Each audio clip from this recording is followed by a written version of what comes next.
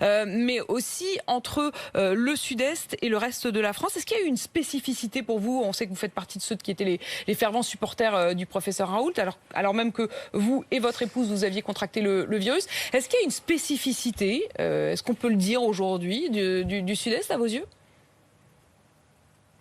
Bah, puisque vous me parlez du professeur Raoult, d'abord, je le dis, nous avons en France la chance d'avoir le meilleur scientifique français reconnu sur la scène internationale, le plus grand chercheur. Bon, je ne dis pas, et lui non plus ne le dit pas, d'ailleurs vous avez procédé à son interview où il a répondu avec beaucoup de modestie il y a quelques jours de cela, que c'est la solution, qu'il y a un remède absolu à ça. Mais il n'y avait aucun remède.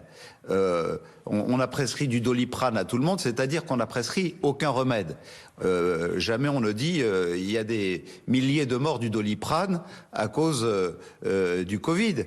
Là où il y a à l'IHU de Marseille un taux de mortalité de ceux qui ont été placés en urgence ou en réa de 0,5% et que dans la moyenne des CHU de France, il est de 5%.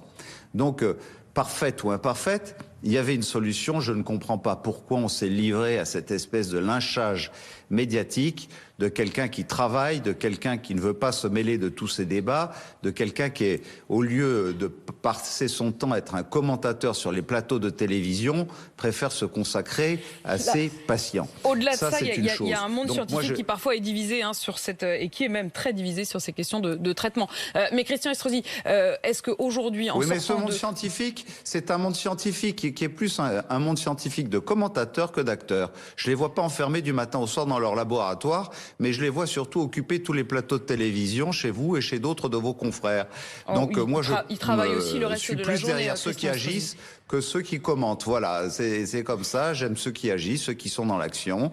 Il y a eu des ministres dans l'action, il y a eu des maires dans l'action qui ont été critiqués aussi et qui pourtant ont partagé 24 heures sur 24 pendant plus de 8 semaines maintenant tout leur dévouement au service des autres. Il y a eu des médecins qui voulaient être dans l'action et qui ont dû se porter bénévoles pour distribuer des masques sur des plateformes parce qu'on leur a interdit dans la médecine de ville de pouvoir intervenir alors que depuis des années ils prescrivent des médicaments qui n'ont jamais fait de mal à personne.